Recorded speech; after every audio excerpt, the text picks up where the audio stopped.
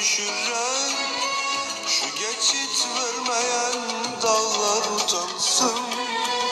Bizi bizden alıp yabancı eden, şu uzayıp giden yollar utansın. Bizim gönlümüze hasret düşüren, şu geçit vermeyen dağlar utansın. Bizi bizden alıp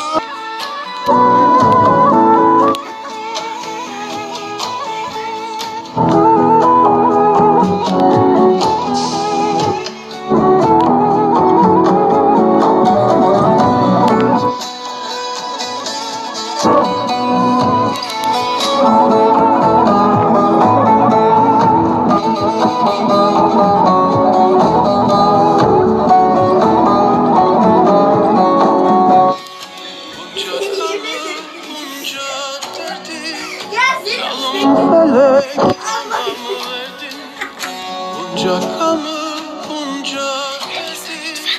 Canım melek anamı verdin, herkes muradına verdi. Yine canım gelmedi, herkes muradına verdi. Yine cananım gelmedi, ersin soldu gönlümün bahar. Ecel kapımı çalmadan sen gel gönlüm. Ya lütfen tut.